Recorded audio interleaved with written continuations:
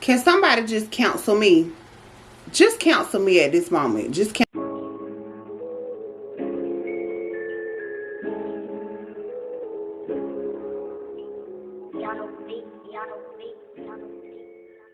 What's up, y'all? It's your girl P Hope, and I am back with another video. Look, do not cuss me out.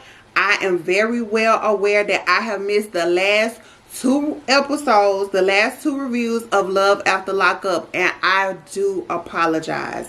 I really hope that this does not affect our relationship. Y'all know we still family. It's P Hope all the way. Trust me, your girl has not went nowhere. It has just been a very trying couple of weeks, and I'm gonna talk about it. I'm definitely gonna speak on it. So just look out for that video. But for right now, I know y'all are here for one thing and one thing only, and that is Love After Lockup season 3 episode 15. Y'all know I never know the title, so we're just gonna jump right on into it. You know what I'm talking about? Okay, y'all, let's start off with Heather and Dylan. First of all, I don't know what in the name of Molly Percocet Heather is on, but that bitch is crazy. Let me just say that right there, because y'all remember her house. What happened? Did it flood or burn up? Something happened to her apartment right before Dylan got out, so they done had to come stay with her Aunt Diane. Okay, so they get to Aunt Diane house, and apparently Dylan is the only one that have house manners, because he gets in there and it's Aunt Diane and Aunt somebody. I call her Aunt Blondie because she the one with the blonde hair. So anyway, both of them in there. So instead of him just coming in and cooping up in a room, he comes out to the living room where they're at, and he's getting to know them. He's getting familiar with them, and he's letting them get familiar with him, so that so first of all, Aunt Diane won't be uncomfortable in her own house. And then the other aunt, I think she's an aunt, y'all. I'm gonna call her an aunt, all right? And so then the other aunt is also, you know, meeting him so that she can feel comfortable with Aunt Diane having a man in the house, which makes all the sense in the world. So they sitting there, and Dylan out there in the living room with them, and Aunt Diane done pulled out all kind of photo albums and showing stuff from back in the day, and Dylan is really engaging with both of these ladies as he should. So they're all sitting here having a good time. Meanwhile, in the background, Heather ass sitting up here huffing and puffing, and then talking about, can she just have her man to herself for just once in her life? Well, no, obviously you can't, because you let something happen at your residence to the point where, no, you can't have your man to yourself. So he's doing the right thing by showing the house manners that he's showing to Aunt Diane. Okay, so Heather, you need to sit your ratchet ass back. And okay, so long story short, y'all remember she got mad, started huffing and puffing. Her and Aunt Diane got into it, and so they left. And the last thing that Dylan had told Aunt Diane was, you know, don't worry about none of my probation stuff. All that's taken care of. Whoop de whoop de whoop. So Heather still flying down the road like a fucking bat out of hell. And then here come Aunt Diane calling, talking about, hey Dylan, I just wanted you to know your parole officer was here at the house. So now his heart about to beat out his chest, because this bitch done threw a temper tantrum and done took him with her, and now the officer is waiting at the residence expecting him to be there. So now she's done had to fly back to Aunt Diane's house in the hopes that this parole officer is still going to be there when they arrive. So they pull up, and thank God the damn officer was still in the driveway. So Dylan, you know, he fly over there. He done start, you know, pulling all kind of stuff out his little bag or whatever he had. He trying to show any kind of paperwork, ID, whatever he need that this officer need to see. So, you know, the officer asked him a couple of questions, and then he lets him go on his way. So thank God that Dylan is able to move on with his, you know, about his day, and he didn't go right back to jail then and there. But Dylan, let me tell you something. I don't give a damn how long this girl been riding or dying with your ass? If you didn't take that shit right there as a red flag, then you deserve whatever you got coming from this day forward.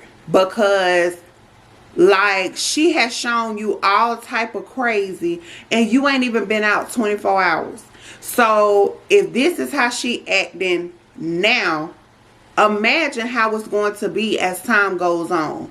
And that is all I have for you on that.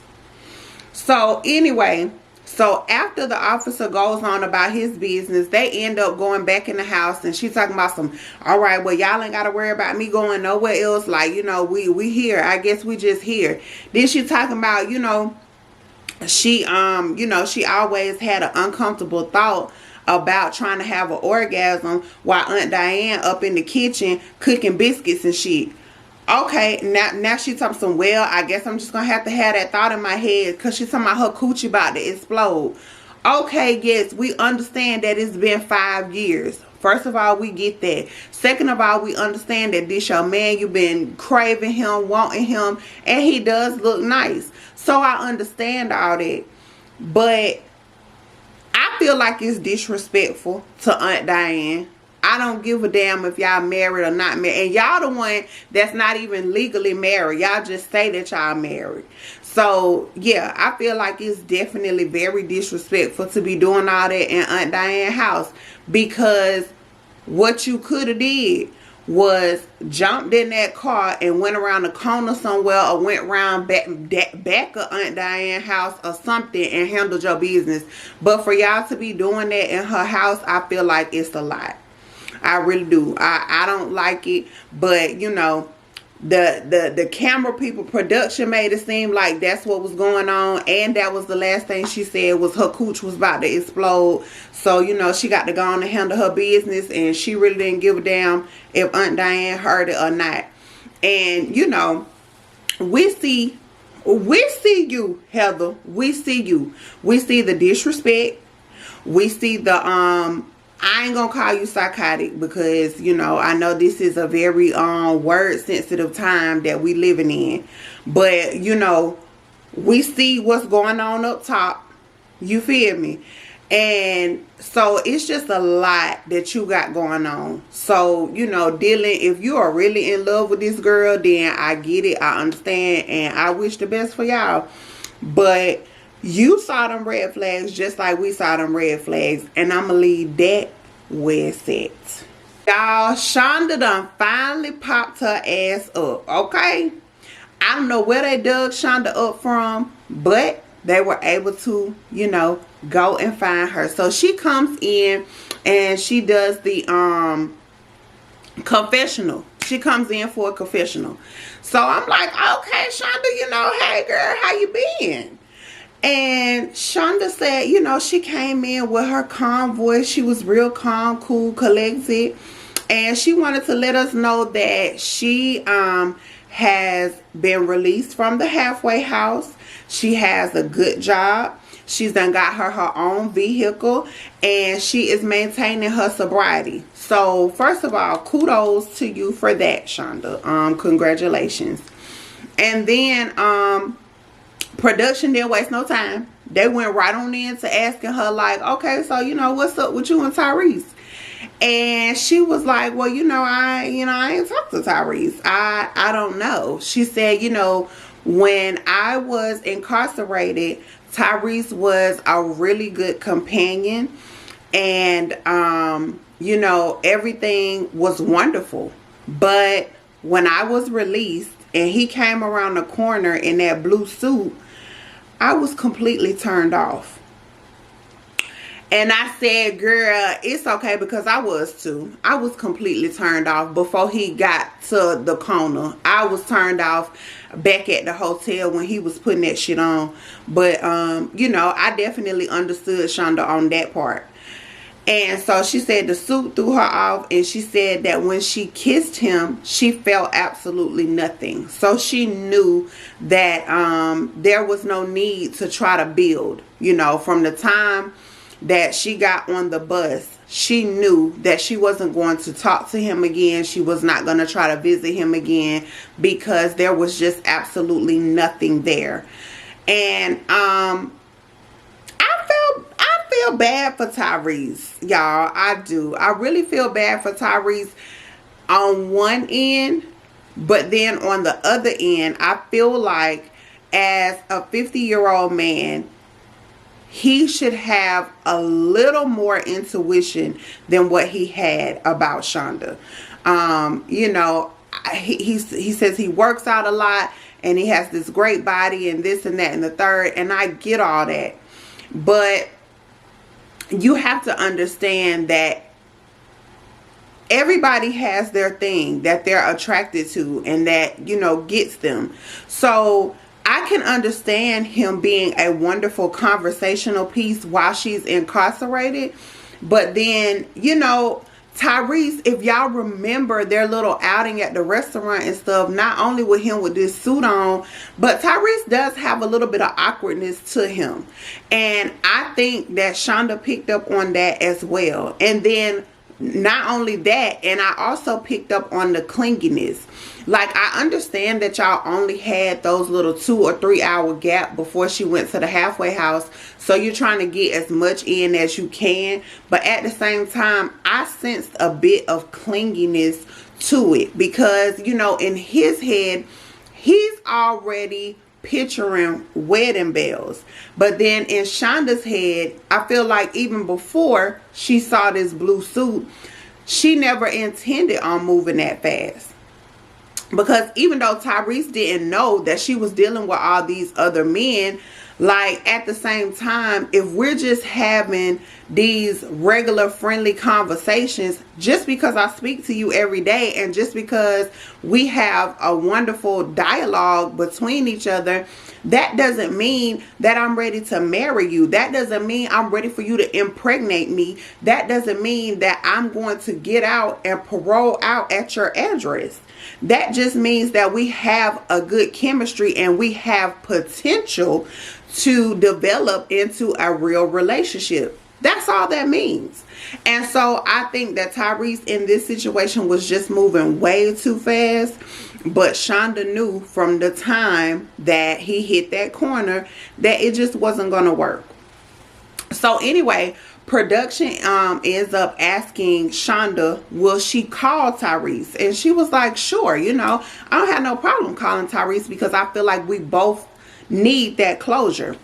So she calls and he picked up the phone, and initially, you know, he just had concern in his voice. He's like, hey, you know, I haven't heard from you since I dropped you off at the bus station. And she was like, yeah, I know. And she was like, you know, I feel really bad for ghosting you. That's first of all. And second of all, like, I just feel like you're a great guy and you deserve so much more than what I am able to give you. And he said, okay, well, you know, that's fine. And I definitely understand all of that. But I just wish that you would have let me know that you were okay. Because I know you got my calls. I know you got my text messages. So, you know, I just really hate that you went about it in the way that you did. And she said, yeah, I know. And I feel really, really bad for it. But, you know, at the end of the day, I'm just hoping that we can still be friends. And y'all, that is when Tyrese had just about enough of her bullshit. Okay? Tyrese said, hell fucking no, we can't be friends. No, we're not going to be friends. I don't want to be your friend. I don't want to be your lover. Matter of fact, you can lose my number and you can have a great motherfucking life. And she said, okay, I understand. Click. That was the end of that. Okay? Because Tyrese didn't want to hear no more of her voice. Don't spit nothing else out your throat if you just want to be friends. Now, I can appreciate you calling to apologize for what you did to me, but don't hit me with this, oh, it's not you, it's me bullshit, first of all, and then come at me on some, can we be friends? No, we can't be friends, because in my eyes, you don't want to do nothing but suck another $200-300 out of me because you're going to say you in a jam about something, and then you're going to want to expect me to be there for you after you did me the way you did me. No ma'am. No ham, no turkey. We're not having that, okay? So, you know, that's where Tyrese was at with it.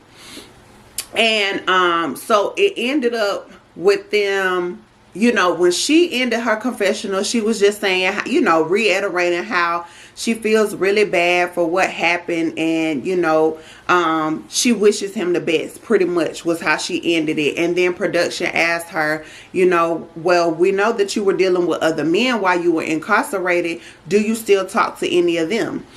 And she said, no, I don't, but I have definitely moved on. So, you know, Shonda really could give a fuck. You know, she's glad that Tyrese is alive and well, but she has a man and she's doing great in life, and that's just that on that. Okay? And then they move over to Maurice, and they ask Maurice, you know, well, you know, how does he feel about it now that he has the closure from Shonda? And, you know, Tyrese lets us know that, look, I work out 2-3 days a week. I'm an older man, but as y'all can look at me and tell, it's not hard for me to get a woman. You know what I'm saying? I'm in tip-top shape. I'm not ugly. And he said that he don't give a damn if he meet a woman off up in the grocery store, off up at the laundromat, or even if she's in the gym. He's going to have that blue suit on, and he's going to have them blue crocodiles on as well on his feet. And he's going to meet this lady, and she's going to be everything that he's been looking for, and Shonda can eat her damn heart out. And production shady ass going to sit there and say, well, you know, the blue suit didn't work out for you the first time, so you sure that's the route that you want to go? Honey, Tyrese said, frankly, my dear, I wouldn't give a damn. And I said, I know that's right, Tyrese. They really can kiss your ass, because whoever you end up with is going to love you and every suit that's in your damn closet. You know, we don't give a damn that you look like a pimp named Slickback. At the end of the day, you're a good man. And a good man is a good man. So move on, okay? Jessica and Maurice. Okay, y'all remember last week we found out that Jessica and Maurice were pregnant. So, you know, yay, congratulations to you guys for that. And so this week they were headed over to Jessica's parents' house because so that Maurice is going to learn how to weld. He's going to spend some time with Jessica's dad. He's going to teach him the welding, some welding techniques, because Maurice said that, you know, regardless of where his career may take him as far as what he wants to do, that, you know, if he has to end up doing something as far as taking up welding, then, you know, that's always something that he can fall back on. That's not his first choice, but he's going to do whatever he has to do to provide for his family. So, you know, welding is something that he definitely needs to put under his belt. So that's what he's going to do with Jessica's dad. And Jessica and Jessica's mom are going to have a little girls' day out, and they're going to do some shopping. So the girls take off. The guys go down. It looks like they might have been, you know, in the basement or somewhere else in the house. And they're learning how to weld. So while they're having this father-son moment, Maurice decides to talk to Pops about, you know, being a provider and really wanting to take the welding serious. And so, you know, Jessica's dad is like, you know, I think that's a great idea. You know, I'm very hopeful for you guys as a couple. And, you know, what are your thoughts on, you know, being a provider and starting a family and things like this and that and the third. Now, mind you, before they walked in the house, Jessica had just looked this man in the eyes and said, now remember to keep our pregnancy a secret. It's too early to be telling anybody, but I especially don't want my parents to know. So she said that right there in the driveway, like, do not spill the beans and tell my parents that I'm pregnant. So as soon as Pops get to talking about, you know, how do you feel about having a family and da-da-da-da-da, he talking about, you know, he feel like they were having a trust moment, and he just felt that in his heart that they needed to start off on an honest slate. So he gonna sit there and tell Pops, well, it's funny that you said that, because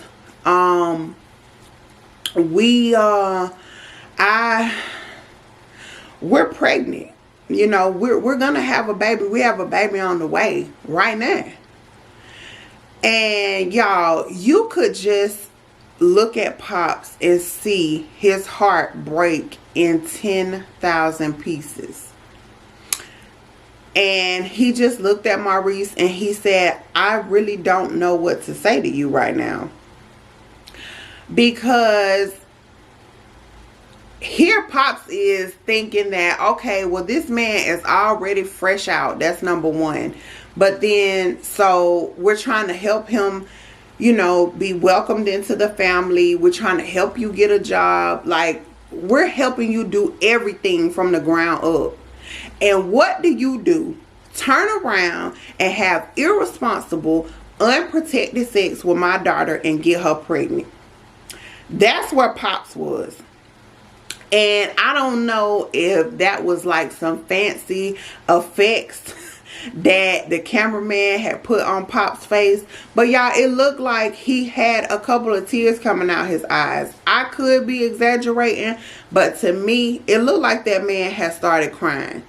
And these were not tears of joy. This was sheer heartbreak on his face. Like, he was definitely devastated that his daughter is pregnant. And so Maurice was like, well, yeah, that's not the reaction that I was hoping for. But I do want you to know that I'm here for your daughter. I'm not going anywhere. I'm going to step up. I'm going to be the man that I have to be. I'm going to be the father that I have to be. I'm going to be the husband that I have to be. I'm going to prove you wrong. And then he goes into talking about how he would also like to give Jessica the wedding that she deserves. Yes, they're already married, but they got married in prison. So it's pretty much just, you know, you say a couple of vows, you take a picture in the picture booth, and boom, just like that, you're married. So he was expressing all of this to Pops. And then Pops goes in his little magic drawer and he pulls out $1,000. He gives Maurice the $1,000 and he tells him, all right, fine. You want to marry my daughter the proper way? I'll start you out. Here's $1,000 for you to go pick her out a nice ring. Maurice said out of every family member in his family, he has never had that much money in his hands at once. And that he is not going to let Pops down. But then just to show his shit stank, and he gets in the confessional, he's letting us know that his first mind is saying to him, I can take this $1,000 down to the casino and instantly flip it and turn it into $3,000 and get my wife a fat ass ring versus just a little starter ring. So we're going to have to find out what the hell Maurice ends up doing. We don't know if he is going to, you know, stay on the good foot and keep that trust open with Pops, or is he going to go with this prison mentality brain and say, look, bruh, it's pretty much a for sure thing that this one is going to turn into $3,000, you know, in just a matter of minutes in the casino. And so that's the best route for you to go. So we're going to stay glued and see what the hell Maurice come up with. And y'all, I cannot wait to see Jessica's reaction when she finds out that Maurice done spilt the damn beans. He's talking about, oh man, I done broke the code. No, you think? Like, yeah, bruh, you definitely done broke the code. And you better be glad that Jessica is, first of all, the color that she is. And second of all, you better be glad that she ain't one of them that'll oop you upside your damn head. Because if I just had this discussion with you in the driveway, and then by the time I come back from a lovely day of shopping, you tell me that you done spilled these kind of beans, boy, may the Lord be with you. So to end that little episode, Maurice asked Pops to please keep it a secret. You know, Jessica already did not want me to tell you guys. So maybe we can just make this a guy thing, a bro thing, and you won't say nothing. So Pops, I think Pops did make him a promise not to say anything else. That's what he said. I'm not going to say anything else. But, I mean, come on now. What kind of loyalty does Pops have to Maurice, for real, for real? You already know he finna tell his wife. Because if she finds out in the long run that Pops already knew and didn't tell her, then he gonna have hell to pay in his house. And I don't think Pops going for that. So, we'll just have to pay attention. And hopefully next week we'll find out what happened with all of them. We'll find out who's telling who what. Alright? So that's Jessica and Maurice. So here we go, y'all, with Scott and Lindsay. We meet up with Lindsay, and she is, of course, still stuck in the house on house arrest. But she is on the phone with the halfway house trying to get her address changed over from Scott's address to her mother's address. Because y'all remember they got into it last week because Scott went through her notebook and read some pages in the notebook about her wanting to scam a man out of his money and a fat ass diamond ring. And Scott is thinking that, okay, yeah, this, you're talking about me. But Lindsay's stance on that is, no, I'm not talking about you. That's an excerpt from a book. Me personally, which one do I believe? I'm on Scott's side. Because if you already know that what your situation is and what you're dealing with, even if this is an excerpt out of a book, that's not no shit that you write down. Because it, like Scott said, it's very similar to the lifestyle that you are living right about now. But Lindsay's rebuttal to that was, I'm not trying to be offensive or anything like that, but you don't have nowhere near enough money for me to be referring that excerpt to you. And I understand what she was saying and where she was coming from, but I still call bullshit. I'm still calling bullshit, because what would make you put that part of the book in your notebook? Like, just that part. You know what I'm saying? It's just not sitting right. It ain't sitting right with me. It ain't sitting right with Scott. And it ain't sitting right with nobody that got no sense. And Scott made another good point, because he also said, okay, well, we can nip this in the bud real quick. All you have to do is show me the book and show me that excerpt in the book, and I'll let it go. But she hasn't produced the book. She hasn't produced the name of the book. And so Scott is still feeling how he's feeling. So, you know, he's saying that he has been dealing with Lindsay for the last 2 years. And he is starting to feel deceived. And Lindsay's whole standpoint with that is, okay, well, I can feel deceived my damn self, because you was feeding me all this other kind of shit while I was locked up. But then when I got here, you didn't have nothing ready. And he was like, so are you saying that just because this house is not ready, you feel like I've been bullshitting you?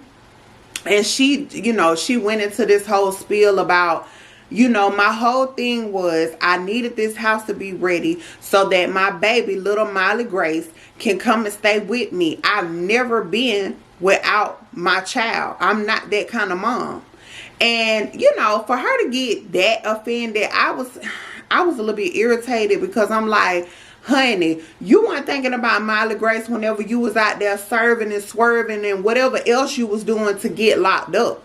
So don't come kicking that shit like you just some grandiose kind of mom, because if you was all that of a mother, you wouldn't have never got locked up to take yourself away from your child in the first place. So, you know, that you got that going on. But then, you know, she's sitting up here kicking it to Scott like, the main thing that I needed you to have ready was Miley Grace's room, and that's the one thing in this house that looks like a hellhole, which is true. But as long as Scott is still making the preparations and he's still working on it, then I feel like she's coming at him a little too hard. You know what I'm saying?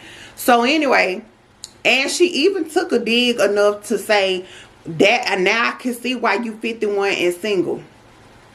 So, you know, that definitely rubbed Scott raw. But he went on to say that, you know, I do love you. I'm in love with you. And he went on and on and on to confess his love for her. And then they ended up making up. They hugged it out. But then when Lindsay went in the confessional, she wanted to let us know that, you know, yeah, so I'm still here. You know, it is what it is. I'm still locked down at Scott's house, but I definitely have skeletons in the closet. So, you know, production little messy ass. They like, so you know what kind of skeletons you got up in them closets? And she said, well, if I bring my skeletons out the closet, then they won't be in the closet anymore. So I'm gonna keep that on the hush. You know, that's for me to know and y'all never to find out. Now, Scott and Lindsay are still together, but they just got drama, honey. They're a little dysfunctional. And, you know, maybe, hopefully, before this season is out, we'll figure out exactly what kind of skeletons was in them closets, because Scott said that he's been holding back a couple of things on his end as well. So, they definitely got some more drama coming for us. So, we shall see. All right, y'all. Alright, y'all. John and Christiana. So, John is helping Tammy and Tara, which is Christiana's mom and sister, move into his house because last week, Christiana called him and said that, you know, that the sister was in a really bad predicament with her boyfriend, and it was a bad environment, and it was drug infested, and the mom was staying there having to witness and be around all of this madness, and could he please let them come stay with him?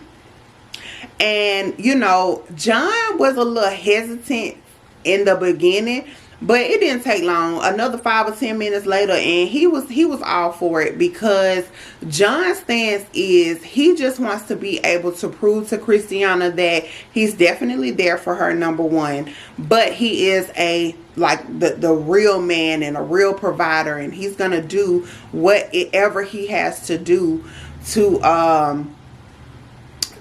you know, provide pretty much for the family. And so, you know, Christiana was definitely extremely appreciative of him letting them come stay there. So, you know, he's walking the sister around the house, and then he's also talking to the mom, and he's telling them where they can place their stuff, and telling them how he's visioned, you know, where you're going to be staying at and where you're going to be staying at. And in the midst of him doing all of that, he gets a phone call. So when the phone rings, it is the dang. So when the phone rings, it is the halfway house telling John that Christiana did not come back in when she was supposed to from the halfway house. And so he's like, you know, well, what do you mean? And they said they hadn't heard from her. So she can't come back. You know what I'm saying? She knew what time she was supposed to be back. She ain't come back, so we ain't fucking with her. Period. So, whatever you got to do. She belongs to the streets. Period. Okay? So, John hang up the phone, and he's telling them what's going on. And the mom and the sister already know. Like, they didn't have no kind of urgency or panic on their face. They already knew. Like, look, this means that this girl has relapsed. That's exactly what that means. She's been in this halfway house before. She's done this whole thing before. Like, that's what she's out, you know, relapsing right now. And so his thing was, he's like, I gotta go get her. And he's talking to the sister. He's like, and I want you to get in the truck with me and help me find her, because you know the drug houses in Dubuque. So you can help me go find her. But the sister was like, no, that's not a good idea, because if I go in one of these crack houses or drug houses and she's in there, I'm going to sit down and get high with her. Like, you know, you act like I'm just, you know, some sobered up addict that's been sober for decades at this point. Like, no, I was just getting high a couple of days ago. So if I go in where they having them a good old time, a yabba dabba do time, I'm gonna have me one too. And so yeah, John, I don't know where his mind be at sometimes. But yeah, so it took the mom and the sister to talk some sense into him about that. So he like, well, look, I'm gonna just go by myself and find her.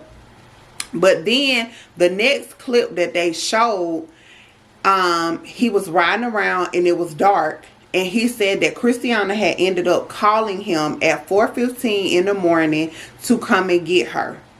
So he went to her rescue. I don't know how long the drive is from wherever he lives to Dubuque, up by the halfway house. But anyway, he made it there. And Christiana was walking through the dark, and she had on some, I think, some jeans and a hoodie, and you couldn't really tell who she was. But once she got in the truck, of course she looked like herself. But yeah, so when he met her out there, they hugged it up. She got in the truck, and she was just so sad, you know. As soon as she got in the truck, she just started bawling pretty much. And she let John know that she was very sorry for what she did, and she knows, or she felt like he was going to be extremely disappointed in her because she's disappointed in herself.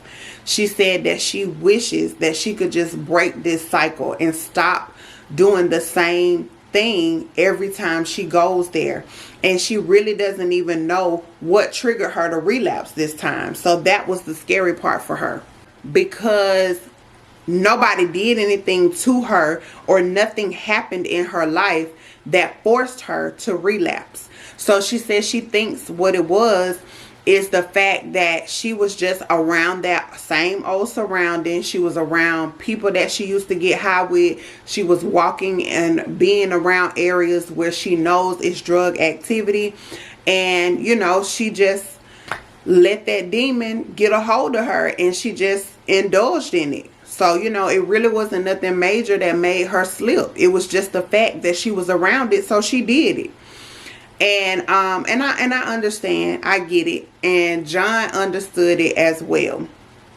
And so he said, you know, don't worry about it. I'm just glad that you reached out for help. And I'm glad that, you know, you were comfortable enough to call me and be honest with me.